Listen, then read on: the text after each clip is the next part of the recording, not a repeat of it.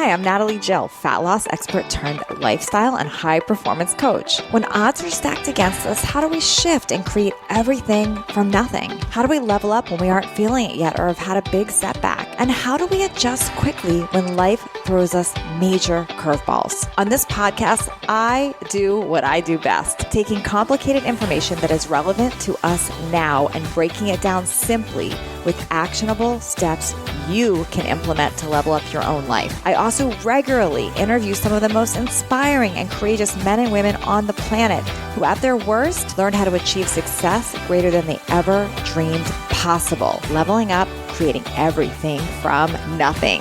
If you are new here, I encourage you to go back and listen from episode 1 for the full transformative experience. Today on Leveling Up, I'm here with Jamie Kromm, and I can't wait to dive into this conversation because Jamie spent years teaching in the public school system, and that left her actually disheartened, discouraged, and certain that there was a better way to support kids, especially kids and their parents that had challenges that made it hard for kids to show up and learn. She is a coach now. She does live workshops. I really wanted to chat with her, especially everything going on in the world right now. I myself have a 13-year-old daughter, and I've watched with quarantine and shutdowns and us all of a sudden having to educate kids at home, just a lot of things changing. I find myself learning how to navigate this world, and I thought, gosh, there's a lot of people listening right now, a lot of you listening that are also navigating through this with your kids today. So I'm excited to jump into this conversation. So much goodness can come from this. Thank you so much for being here, Jamie. Oh, absolutely. I'm so excited to chat with you today, Natalie. Me too. Okay, take us back, Jamie. So your background, you were a teacher. You were in the public school system. What drove you there? What was it about kids? And then what made you want to leave that? So I definitely, growing up, I attracted kids. I was just always it was so easy for me to connect with kids. And it was very natural and very organic. I played sports all through high school and college. And throughout all those years, I also was heavily involved in our summer camps with kids. So I was surrounded by kids all the time. And I just loved teaching and coaching and seeing them grow and seeing their progress. And it just, like I said, was so natural for me that it just led me into teaching. I didn't really think very much about what career I was going to do. It just led that way. And it just was beautiful to see how I had this gift that I didn't know I had. I stepped into the correct field. Yeah. So what made you leave that? Because you had this connection with kids. You were obviously good at what you were doing there. What changed? And, I know that you got disheartened at what time. What caused that? What happened?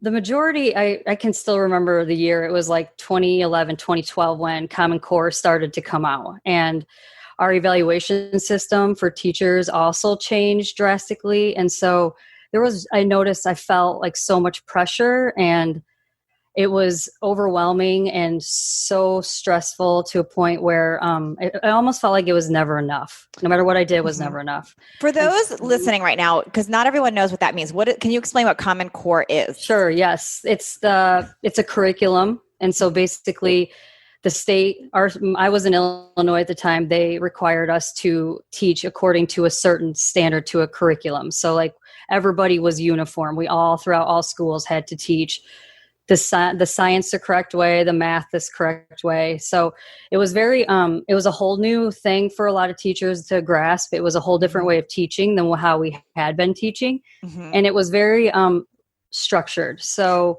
it was a little bit, like I said, a lot of training. There was a lot of training involved. So what's interesting for me, and I'm familiar with this, and I struggled with this with my own daughter, with the Common Core stuff, that what I saw, and I'm a parent, I'm not a teacher, was that it took away the creativity of how personalities teach. And it also didn't allow for kids that have struggles with ADD or anxiety, or they're a slower learner, whatever it is, because there was no flexibility there. Yes, it was I felt very, in my heart, I knew I was not teaching the way that I knew kids could learn. And that was, I felt like we were just stifling their passion. And like you just said, the creativity, really, I didn't have that much flexibility and freedom in that anymore. So what did you see happening with kids when this was getting implemented?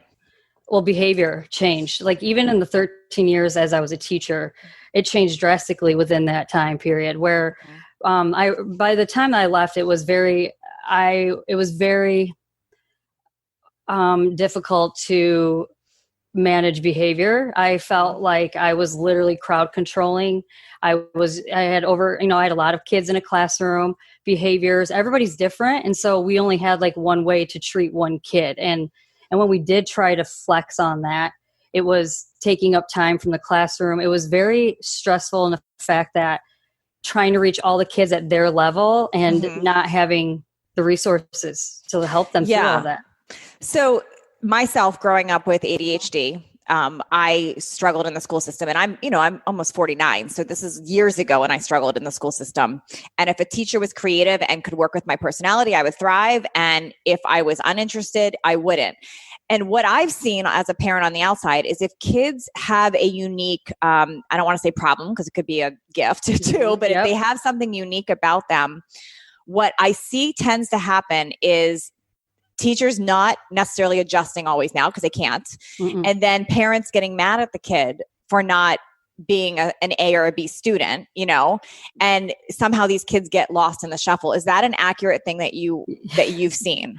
Yes. Whether ADHD or not, like whether they had a disability or learning disability, it didn't matter because every kid wants to be seen and heard. And so do adults. Well, absolutely. And and that was the hardest part, was to be able to, I was finding myself in a position where I was parenting more than I was teaching. I wasn't even teaching content anymore. I was just trying to help them with their emotions, their behavior, trying to get them to settle down for a minute so I can teach 5 minutes of English. Yeah, that's interesting. When you say parent more than teaching, what does that mean? So basic needs. A lot of them came to school not feeling safe. A lot of them came to school not knowing where the next meal would be. I was in a very rural area. Actually, all 3 schools that I was in are very rural. And so a lot of busing and lots of kids on the bus for an extended period of time. But it was just so, they wanted so much love. And again, in a public school, we weren't allowed at a certain level. I'm in the middle school where hugging, that's off. Off, of course. So it was very difficult to give them the love that I knew they needed, and then to also like teach. So if they're coming in being hungry and not seeing seen and not feeling loved, it was an uphill battle. You cannot teach a kid who is traumatized or doesn't have their basic needs met. And we were turning into that situation within a school setting where I was just giving the love more than I was teaching content. Oh gosh. Okay. I have so many questions. I don't even know where to start first. So I guess my first question is, what is happening now with schools? And I know you're not a teacher now, you're more a coach and a counselor to this type of thing, but what is happening now with this all not, like in many states, schools are not reopening. How is that in your mind going to affect these kids, or I see what's happening in my household. I'm curious what your perspective is. It's so definitely with it's social emotional, and that's what that's all what I'm so passionate about is really, like I said, helping kids feel feelings and emotions. And again, school is not that place for that. Like we don't have that time or space for that. And now that we're pushing back on these limits, it's crazy to think that kids aren't going back to school. Like, right. I don't know when they're going back to school. So I know cutting them off from peers and having any social life will be detrimental. I hate to say that. No, I see it. And to add to the problem, what I see happening in my own experience is parents are still working, right? So whether they're remote or wherever, they are not then consciously parenting. And so they're letting their kids, I'm guilty of it too. Here's the laptop, here's the iPad, here's your phone, which seems harmless. Like I'm going to FaceTime my friends, but I feel that turns into hours and hours and hours of social media or learning from YouTube all of a sudden. And we don't know. So instead of now having your at least structured day in school or camp or whatever it is, you're now learning from other kids on the internet. what does that create? So separation, right? Like they're not able to create and learn together and learn how, gosh, I just think about like how to socialize, like conflict resolution, being in a cooperative learning group, knowing how to have emotionally intelligent conversations, and arguments. And I think what I find is, especially now, and my heart goes out to all the parents who are working at home and then trying to juggle teaching a kid. Kids need routine, they need structure. And I do understand, I do get it. Like the electronics is easy and it's, it's easy to keep them busy. But what I'm finding is, even in adults, those are all distractions. TV, phone, social media, they are all distractions. Overeating, over exercising, like all these things are to distract from what's really happening within. And that's where I just feel like the emotions that we're all stifling is detrimental for adults and kids. And I think it's crucial that if kids are feeling scared and unsafe, like allowing a safe space for them to speak about their feelings and emotions. Like I am really passionate about normalizing feelings and letting them out and letting kids feel it and let them have their temper tantrums. Even adults. I mean, this is just not a kid thing too, So talk about that for a minute. When you say normalize feelings, what do parents do wrong when kids are expressing feelings? So right or wrong, right? It's all feedback. And I think, what I've found, and this is all through my own inner child work, is definitely stifling that. I've noticed as an adult, it's very hard for me to show emotion. Well, I'm getting a lot better at this, but it's very hard to speak about emotions and not feel like they're bad and that I'm wrong. Because really what I noticed is the more that I shove it down, it becomes a physical problem, like a disease or some sort of pain in my body. And then I notice how I don't even, when the feeling does come up, it scares me. And then I find a distraction to go shove it back down, like TV or food. So really with telling a kid to shut up, these emotions don't last long, guys. They flow. Their energy, emotion, let them out. 90 seconds, let them feel their temper tantrum. I know it's annoying and disruptive and maybe a little bit embarrassing, but for them to feel that and let it out is like magic. Magic. So like my daughter, for instance, I grew up never expressing emotions and I have my own issues because of that, for sure. My dad used to tease me when I would cry as a kid. So I learned not to cry. My daughter is very good at showing emotions. She says every day she has a good cry. It feels good. She loves that. But my question is, I, as a parent, have to stop myself from fixing. So that I feel, can you talk a little bit about that? So, I mean, what we're fixing, right, is it's uncomfortable for us, right? Like and also we want to come in and help them, but really to allow them the freedom to express.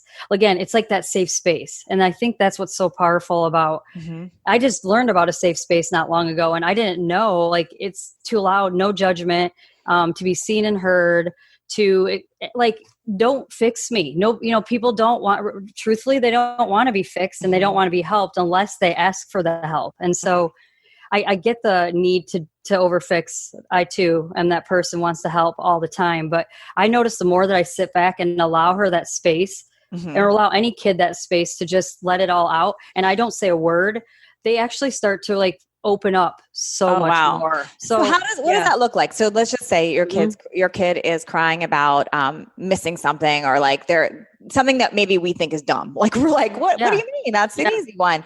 What is the appropriate way? Like, what is the ideal way for us to handle it? This is so good. So asking them how they feel, because feeling is in their heart and thinking you're in your mind.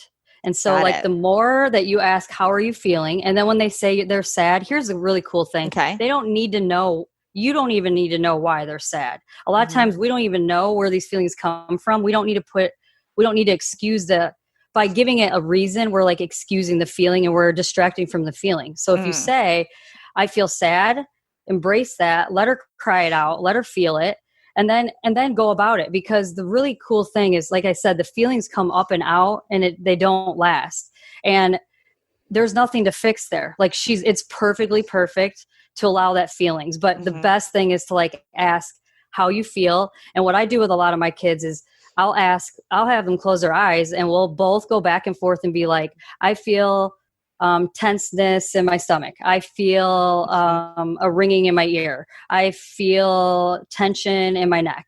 Like I feel scared or I feel grateful. And the cool thing about that is to see how fast emotions are just coming in and out, and how I can go from feeling grateful 1 second to feeling crappy and sad the very next.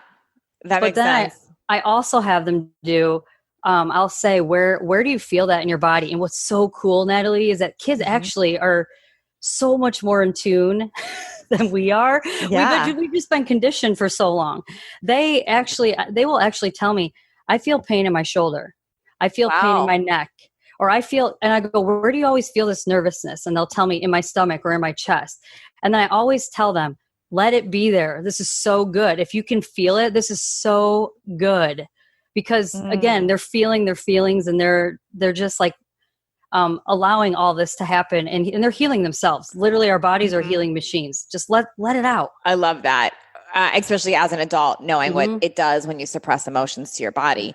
A whole nother show topic there. But what do you do if your kid is sad or emotional because of something they perceive you did? For example, so good. You're like, you're not allowed to have Instagram, or you're not allowed to have whatever. And now how would you handle that? It is always projection.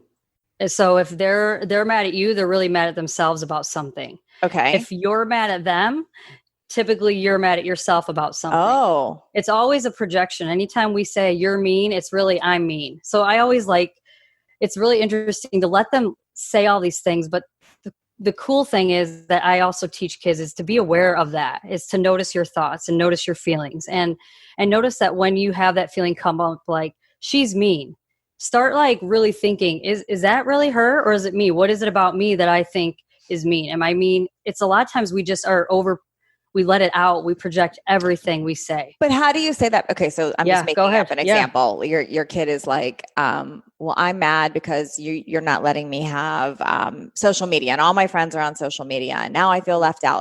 That's just an example. Yeah. Projection, to walk me through that. How is that a projection versus like just parenting? And then how do you converse with your kid about that? Totally. So why don't you ask her when she does say, what is really going on? Like, what is this really about? Because there's always something underneath that. It's really not that surface level. Okay. Ask her, what is really going on here? Like, what are you really upset about? I like that. And just keep asking. It's like getting to the core of, it's kind of like asking someone, well, why do you want to lose weight? And you keep asking to get to that core reason, because there's always a deep reason.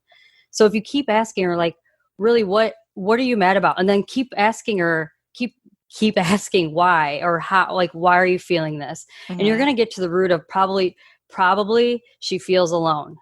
You know, it might be feeling, I feel alone, and this is the way I want to connect with people. Or she just doesn't feel, and this is totally so normal in our society, is to not feel safe in our own bodies, and to like reach out and be attached to other people, dogs, friends, family, like things. So this is a thing I noticed, and I know I'm kind of going off on a tangent here, but with COVID, it's bringing up so much of our inner stuff, and it's like coming to the surface, and now everybody's like, you can see the chaos outside the world. It's also, that's because it's happening inside our world. Yes. And so there's turmoil. Like, tell me, what is it? I'm scared. I'm going to be alone. I'm scared I will never see my friends again. I'm scared mom and dad are going to get sick and die. Like, these things are, kids take things very literally too, very, very literally. So if you say something, I can still remember, like, if you give someone a sucker, like my mom this is an example. If you give, she gave my brother a popsicle, and I didn't get one. I immediately, in my 7-year-old mind, think I'm not loved because mom gave him one and not me.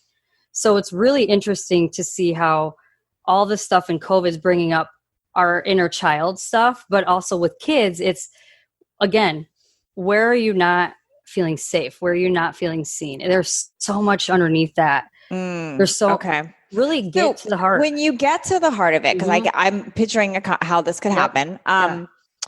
Is there ever a point where you as a parent should be giving advice, or is it always listening and helping them navigate? Like where is that line? Like, so you're going down this road and you find out, okay, it's because I feel alone, or I miss my friends, or I'm connected. Do you then give advice? Like, well, why don't you do this? Or do you always stay out of that?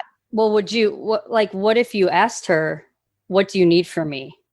Do you want, I like that. What do you need? What do you want from me? And then ask also, go ahead and give advice. It's also coming from, your past experiences, right? Your life experiences.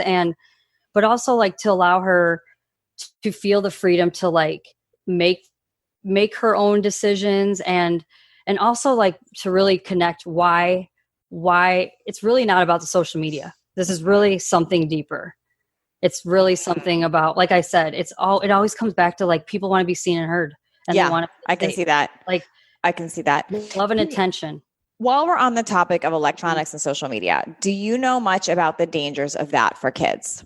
Yes. What's your take on that? Flat out comparison. And I feel like that's heavy for women, but any age. But I definitely have noticed some of my clients are on, and I notice how they get easily triggered. And myself, I mean, I deactivated my account for 3 months once all this happened, because I felt the shaming and the judging, and I knew it was taking a toll. I felt it in my body, and as soon as I got off, all of my physical symptoms went away. And so I really noticed with that is we get in the habit of thinking they're better, or they have more things, or why can't I be that way?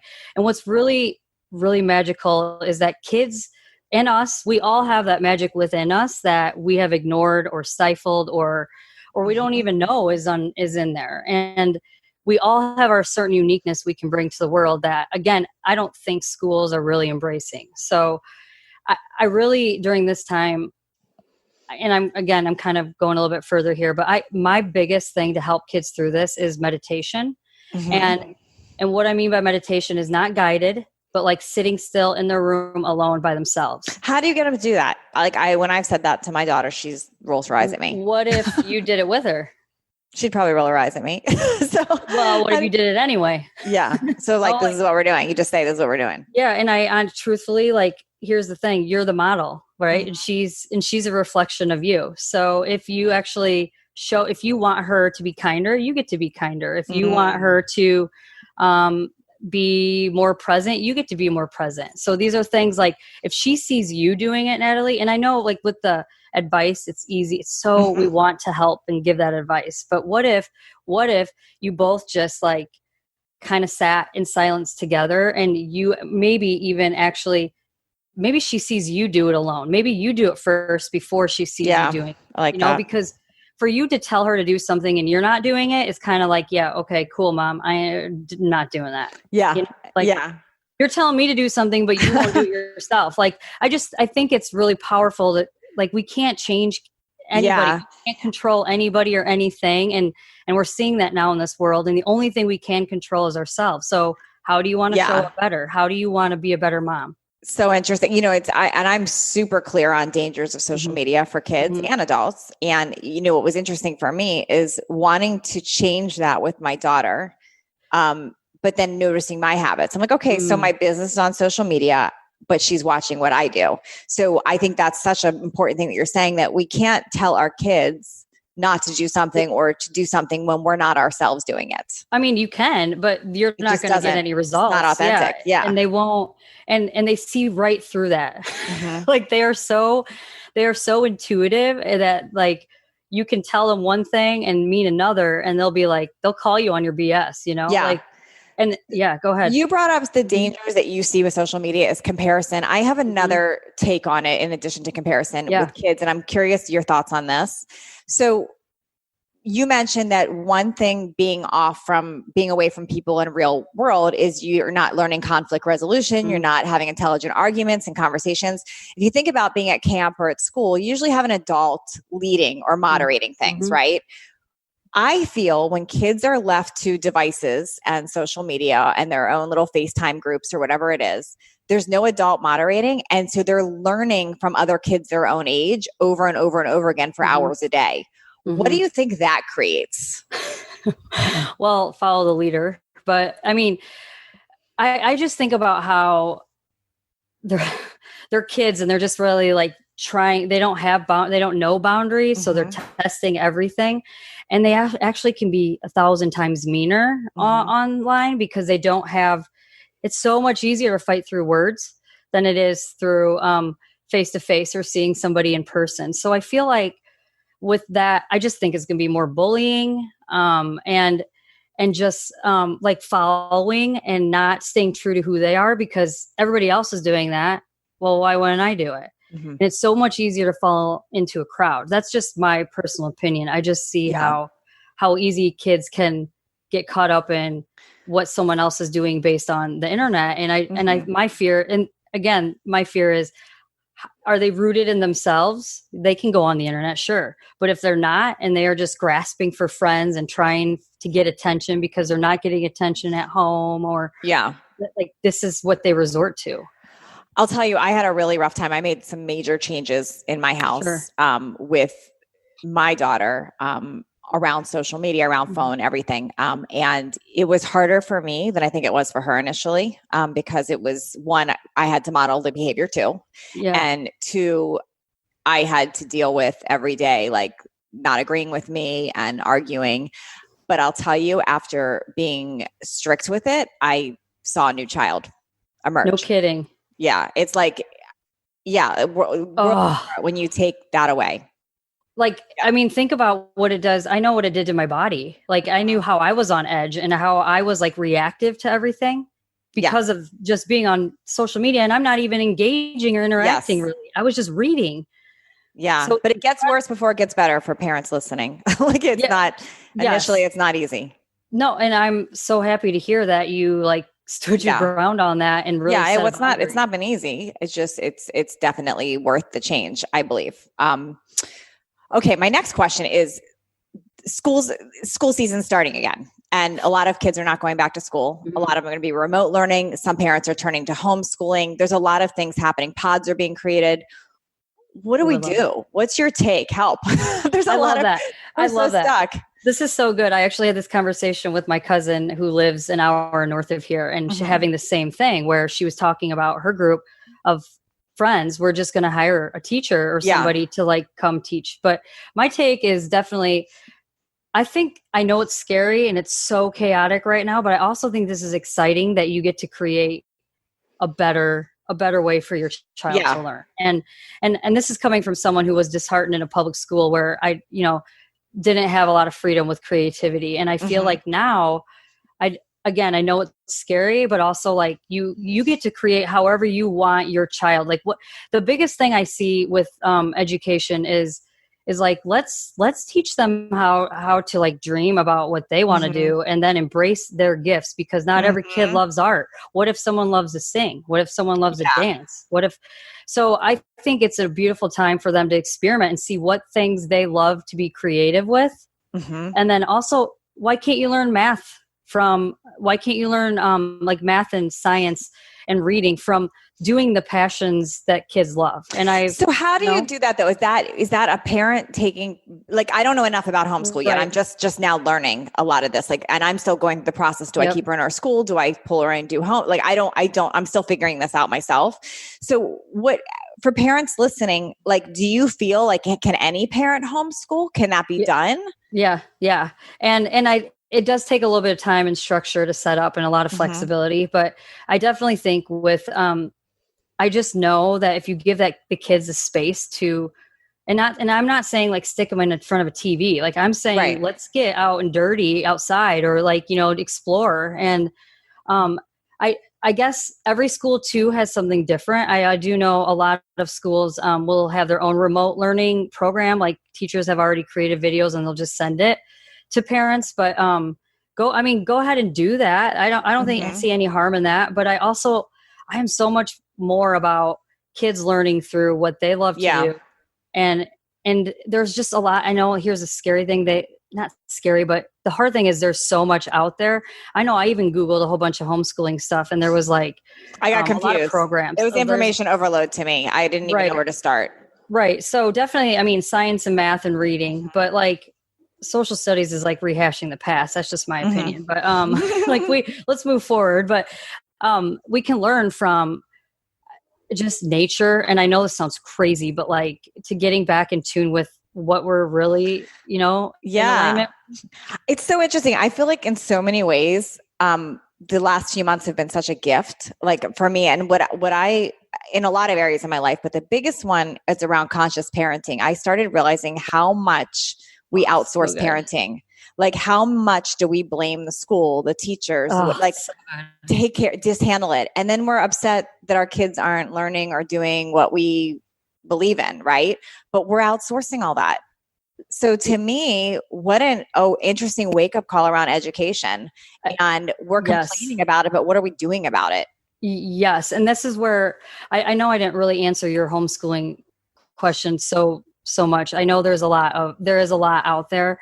And I think just it's really like asking yourself, what do you want your kid to learn? And because here's my take on all this too, is that schools are very, very based in like, let's just all go to school and be rigid in structure and routine, and as if they were going to a factory to work, like industrialization, So it's now we're moving more into entrepreneurship. So why not let kids explore like what they can create and then sell and like build like, that's what I'm talking about. Yeah. And so again, asking yourselves like what is important, how to really handle money in real life, like, and how to deal with people in a nonviolent, communicative way. So when you say this, like my brain is going with all these things I'd want to teach, but I'm assuming you have to, and sorry, because I don't know enough about homeschool yet. When you sign up with your state to homeschool, I'm assuming there's a curriculum you have to follow. Is it but it's not a way of teaching basically. So you have subjects and things they need to learn, but you can teach it how you want. Is that what I'm hearing? Yeah. Like, and I think everybody's different too. From what I've gathered, even when I was teaching, like, everybody does something different, and the kids aren't learning all day long like they would at a typical school. So it is like doing the best you can with what you have, like, in being very nice to yourself and giving yourself grace, because again, you did not go to school for this. So I will say, like, yes, there is a curriculum and you can follow it, but they could probably like zoom right through it. Like, what if they're all on, and I don't know, I feel like a lot of them have gone online and very electronic based. I strongly don't feel that way, but I do know like that's easier to get materials and resources, like to learn. So I definitely, with the schools, you can always check in with the school and ask your school. I do know if you have the liberty to do this, I know some private schools are also still going to school full force. Yeah, my daughter is in private school, and that's not okay. Like, it's not happening. Really, they're not. Well, we're in California, so they're but I know there's a school up north that is interesting. That's still opening. So, any opinion on you sticking with your school that your child is in and the remote learning versus literally signing up to do like actual homeschool? Oh, that's a tough one. I mean, because if it's worksheet, I don't know how to, if it's base, I don't know what the teachers are going to give. And I know they're also going back to school just to be trained on how to do this e-learning. Okay, got it. So it's almost like the parents and the teachers are learning at the same time. Yeah, you guys would actually homeschool. Yes. And it sounds like too, there's going to be a lot more freedom and a lot more time for kids. They won't be, studying subjects all day long like they did. So I'm assuming that a lot's not going to change in our world anytime soon. So we're probably all dealing with this at least through the first half of this coming school year. What would be if we're just going to kind of like boil it down to the most important things with kids right now, what do you want parents to know? Oh, just to give them, and this is the biggest thing, to give them space to be seen and heard. So when they are unruly or loud and obnoxious and you're trying to do a Zoom call and and do your work and they're being obnoxious, they're just like, this is a lot of times their way of like dealing with stress and trauma. And they do pick up and feel everything that you are feeling. So whatever is happening in the household, if you're listening to the news 24/7 and all they're hearing is all the bad stuff, then they're going to feel that stress and that anxiety themselves. So it's very powerful to check in with yourself. How are you feeling? How are you showing up? And then your kids are going to mirror that. Okay. What about if you have a kid that is extra anxious right now or depressed, because that's another big thing happening with teens. What do you suggest there? Yeah. With the depression, a lot of that is ignoring your feelings, right? You're living in the past. And so we're worried about things that have already happened. So instead, what if, and I have a couple of fun things they can do is actually with somebody else, like partnering up with someone. This would be fun to, to get them on a call with another friend, is to pair them up and have them talk about their life as if it already happened. So like their future.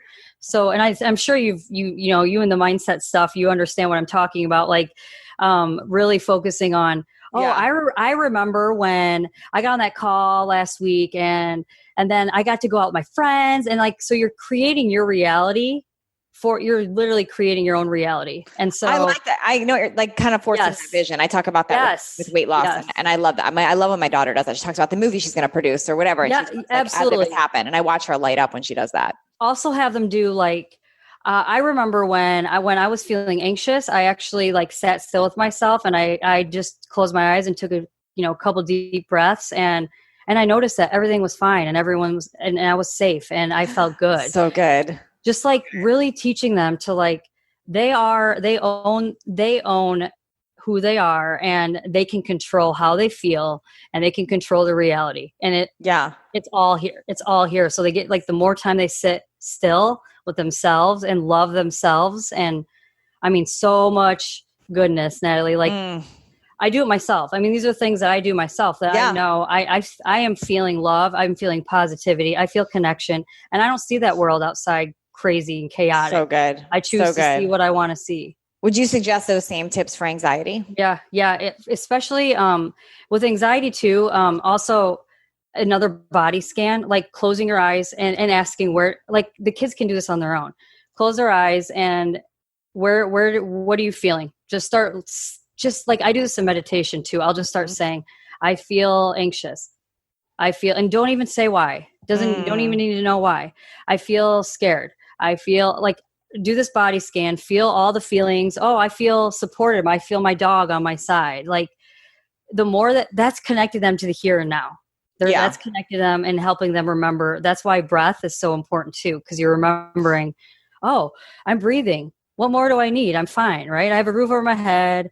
I have a heartbeat. I'm still breathing, and I'm not even trying to make myself breathe. It's just doing it on its own. I think that's pretty miraculous. Okay. One more question about all of this, because this is what's coming up for me. So especially with teenagers, a lot, I think kids would be very, very receptive to this, but I mean, you get to the age like 12, 13 and older, a lot of times they shut us down. They're like, I don't want to do this. I don't want to, they want to ignore. How do you suggest we handle that conversation? So I'm just imagining like telling, someone telling their teenager, well, I want you to do a body scan and close your eyes. And they're going, Mom, that's so dumb, or that's so cheesy. Like, do we just say, well, we're doing it anyway? Or like, how do we handle that? Right. Well, again, showing them, you get to do it with them, but also, what if you said, okay, you get to call a friend and let's do this together. Let's all do this together. Or also go ahead and let her pretend that she's doing it, but also like let her feel that, because again, she's in charge of she has that feeling of control and that she's in charge of her life. But ask her why. And that's the most important thing, Natalie, is to like, well, what do you really want? What is it that you want? Like, okay, so let's talk about this. So you want more friends. You want to see your friends. You want to go outside. You don't want to have to wear a mask, right? So what if I said, or you want more friends and you want to get better grades? Like, what if I said, you kind of have to give a reason why she has to do it. So if you're feeling like crap, go sit still. You're gonna feel better. You'll feel better after you do this. You'll feel more connected to. You'll get all these ideas to like, maybe you'll want to go create something really new and cool, like a new dance. I don't know. I used to do that all the time.